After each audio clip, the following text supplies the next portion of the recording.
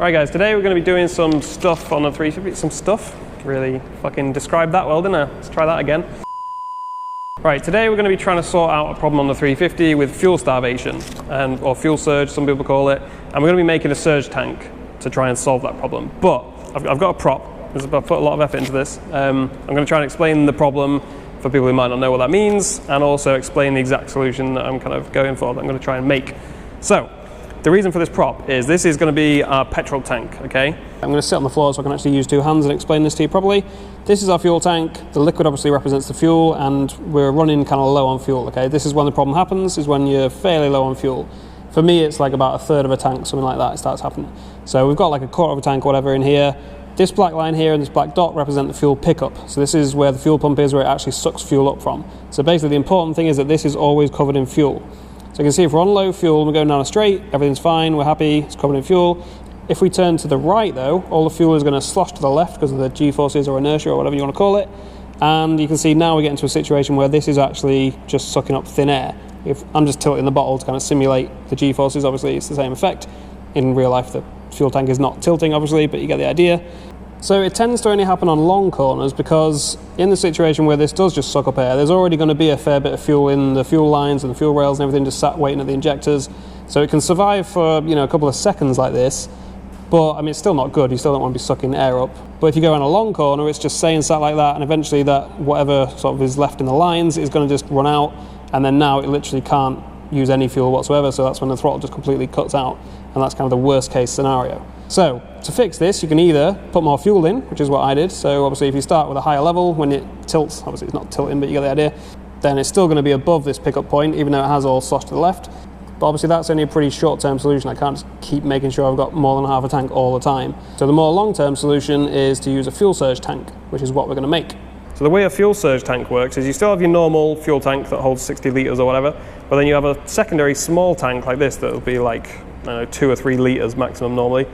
And the way it works is you have the pickup at the very bottom coming off the bottom of the tank. Okay, so the fuel pickup will be right down here.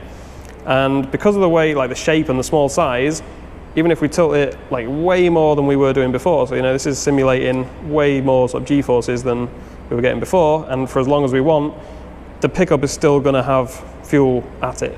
So yeah, that's what we're going for, is making a fuel surge tank. Unfortunately, it's not quite as simple as just adding a little tank and that's it. There's quite a lot of changing of like the fuel lines and the routing, and we need an extra pump and all sorts of stuff. So it's not going to be a quick job, but I have bought pretty much all the bits I need now to make my own, and you know, I've got an extra pump and all that stuff. So we should be able to do it. But I've seen one kit out there already, AAM, the people who made the fuel like return kit that I've got. They make a surge tank for this car. I'm going to put this down now because it's not. They make a surge tank for this car, and it's very expensive, which is one of the reasons that I decided to make my own. Also, I wanted to make my own just for practice of making stuff, really. But the way they do it is they mount it here, basically. I don't know if you can see this because it'll be quite dark under here for you, but basically they hang it off here and have it sort of covering this space here. But as you can tell, this gets in the way. So what I'm thinking of doing, and this is quite drastic, is chopping this out, basically, this back box, because I don't really care about having a back box. It doesn't need to be quiet or anything anymore. Well, that was the original plan, was chop here, basically, and here, and just weld a straight bit of pipe in. But that doesn't really give us much extra clearance. Like, we'd only gain that little amount there because the pipe would still be there. So what I'm thinking instead is we're going to chop it here, and then have a bit of pipe that runs straight to the tip like that. So each side would go straight off and then to the tip. Because as you can see at the moment, the left-hand side actually comes around here, loops all the way around and goes to the right-hand tip. And same for the right-hand side, it comes around, loops, goes over there, and then goes to the left-hand tip. So what I'm going to do instead is just chop it off here, have a straight, well, not a straight bit, I'll have to do some pie cuts and stuff, but just weld some new pipe in that goes directly from there to there. It's probably going to go horrendously because I've never welded any stainless stuff really. I've done one little practice bit, and I've never done any like pie cuts or anything like that. I've always just done nice, flat, easy stuff. So this will probably be a disaster, but then I always say that and stuff turns out kind of all right. So I've got faith, but it's probably not going to be pretty, is kind of what I'm saying. So that's the first job basically, is to make a new exhaust, which is not something I thought I'd be saying when I talked about making a fuel surge tank.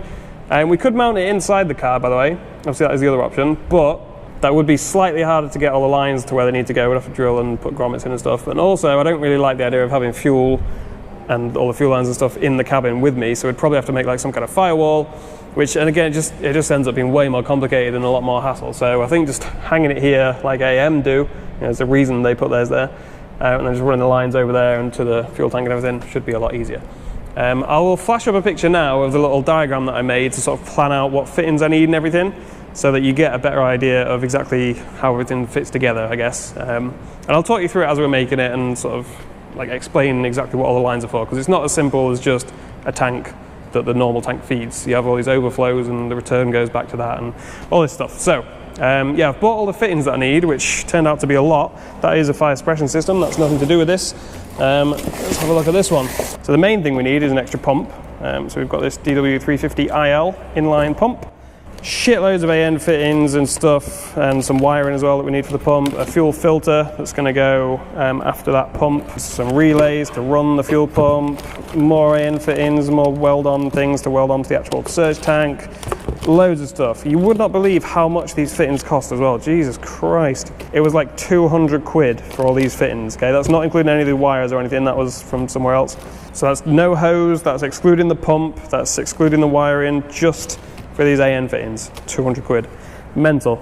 So yeah, it's been an expensive project, but it's still going to be a hell of a lot cheaper than the AM one, which was like 1,200 quid or something stupid for essentially a bottle and a pump and some fittings, which, all right, the fittings have ended up being a lot more expensive than I thought, but the rest of it's, like the pump was only 150 quid, I think, something like that. So yeah, we're still way under, like even after spending all this money and buying the aluminium and everything, still going to be like under half the price of the AM one, so it's going to be worth doing. But anyway, that was a lot of talking, sorry for the long ass intro. Let's cut straight to some kind of montage of cutting stuff up, because we're going to be starting with the exhaust. So start with cutting that up, welding a new section up, and yeah, we'll see how that goes and kind of take it from there.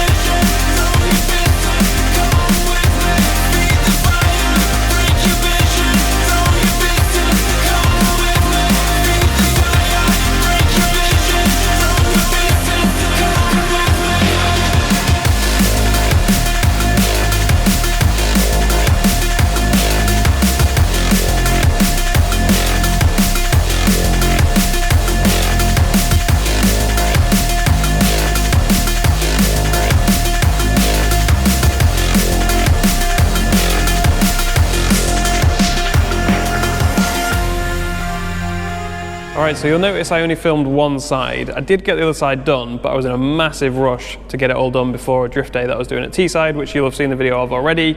I only just got it done like last minute. I got to the hotel at like midnight because I was just doing this exhaust right up until 9 o'clock at night on the day before the drift day. So this other side is done, but I just had to rush it so much so I didn't get a chance to film any of it. Both sides are done, but we're about to chop them up already because I found out at the drift day that it's too loud, basically. And that's not just me, that's not me being like, oh, it's a bit too loud. Everybody commented on it. It barely got through noise tests. I don't think it should have got through noise tests, really. Keep it down a bit. I'm trying. Ears, I know. I know. I'm going like half throttle on the first bit. I know. Go.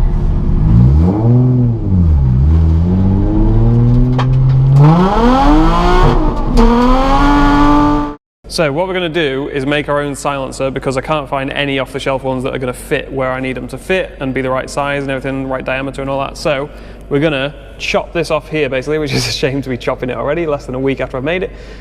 Chop it here, and then we're going to have some of this stuff basically take its place. So weld that onto there and that'll go all the way up to there. Get rid of these tips, unfortunately. Use this as the silencer bit basically, so that'll sit over the top of that basically, something like that.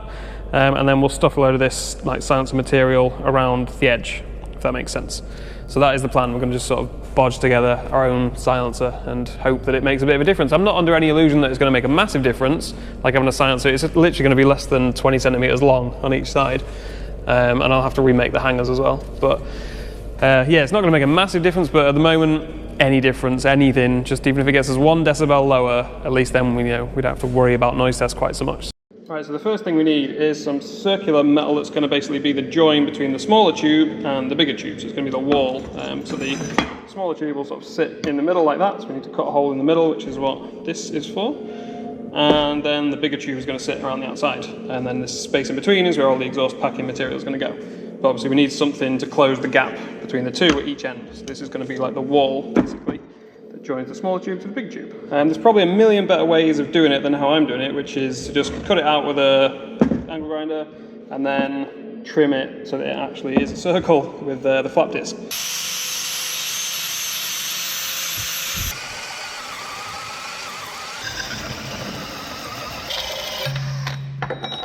Right, so skipping ahead a little bit here, we've chopped the old exhaust off and I've just slid this sort of wall bit that we just made over the end, and now we're just gonna get a rough idea, just see if everything sort of lines up.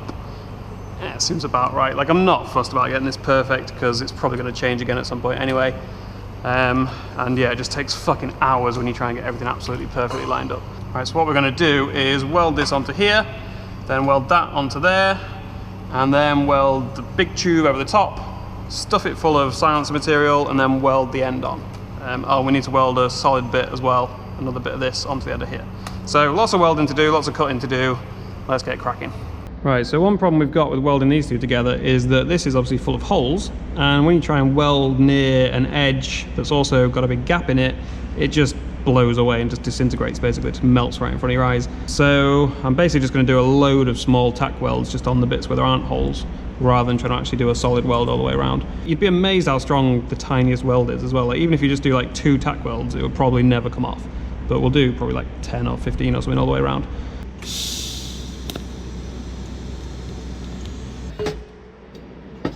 Stay. There we go. Oh, that was terrible. What am I doing? All right, so now we've got all these bits tacked, and I've also just done a couple of tiny tacks on this just to see if it's gonna remotely line up. Again, not perfect, but we're kind of past the point of caring about perfect, so I'll take that. Obviously, we need to chop this to the right length, so just work out what that's gonna be, somewhere around here. Right, I'm just finishing off welding this wall bit to the actual original exhaust, and I don't know if you can tell on camera, but it has warped like fuck. It's just a wavy mess now, but we will fix that with a hammer. I know it's not the best way to do it, but the only way I could have made it not warp, I think, is if I just made this job take about 10 times longer than it already has done, which has already been a long time, by just like doing a little bit and then just letting it cool completely, and then do another little bit, let it cool completely. But yeah, fuck that. It would have taken hours and hours. It's already taken me fucking ages just to weld all the way around, because I keep stopping and repositioning, trying to like get this in the exact right place when it always wants to sort of rotate back to certain angles. It is a nightmare. So yeah, I'm just going to do the last little bit now and then hammer it straight, basically.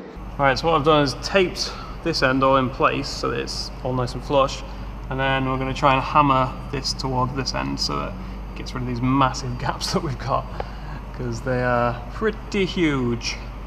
So let's see how this goes.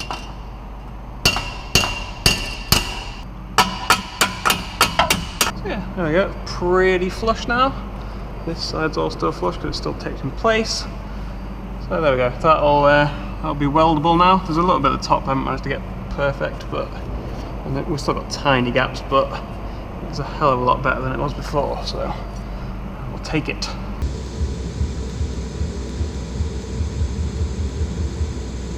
Right, so now that bit's welded on there, I've taken the other end off and we can start stuffing it full of this sound deadening material, which I've had kind of mixed advice on how to do this. One of my friends said make sure you do it really tight and like pack it really full, and one of my friends said do it fairly loose, so I don't know. Everyone I've seen online that's done it has just done it pretty damn tight. Like, a lot of people don't get this stuff, they get like, it's like a big sort of thick cloth and you kind of just wrap it really tight around the inside of there. The other thing is, though, this is really itchy apparently, this stuff, so I might put some long sleeves on. Fuck it, what's the worst that can happen? What I'm thinking is that we just wrap it around like this and then just shove it down in there like this. Probably not the best way of doing it, but it'll do the job, which seems to kind of be the theme of this whole thing, is Not the best way of doing it, but it'll do the job. Welcome to my life.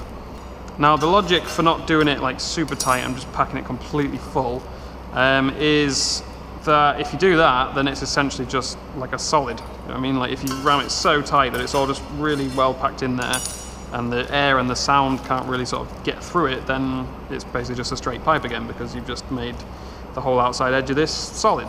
So I can see the logic of that. But at the same time, I feel like if you don't have a lot of it in there, if it's just really loose and there's not much of it, it's not really going to do anything at all. So, I don't know, I can kind of see both sides. We're making a bit of a mess of this, aren't we? But whatever. Keep stuffing it in. Don't like the fact that it looks like hair.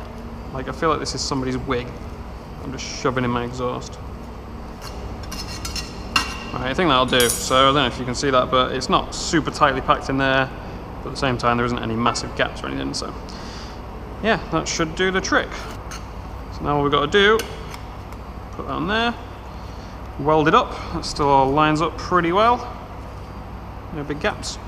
So yeah, just weld this edge up, and then we're pretty much done. Like, I could make these tips look a lot nicer, but I really can't be arsed. And like I said, I need to get this done by tomorrow, so it's now like 7 o'clock at night, so we're just gonna get it finished off.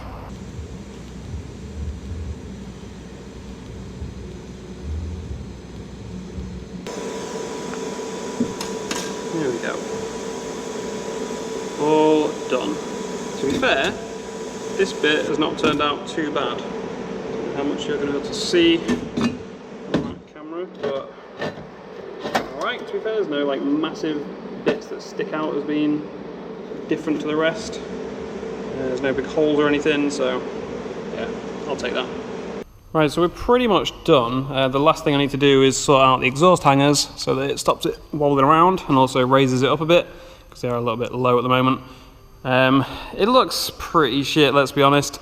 The reason the old tips are not going back on is because I wanted to have a longer silencer. I thought these silencers were going to look really tiny and stupid, but they actually seem like a decent size anyway. So yeah, I kind of wish I'd just lost a few centimeters off them and then kept the original tips because the original tips are quite long. So yeah, I think if I was going to do it again, I would sort of just lose about that and then have the proper tip there, because those bits do look pretty shit. Like, I knew it wasn't going to look great, but it looks a bit worse than I expected, to be honest. So yeah, it'll do for a temporary solution. It is quieter. I've just run it around on the road for a minute and it is quieter. It's more sort of boomy now, which is weird, but it's less raspy and sort of quieter overall.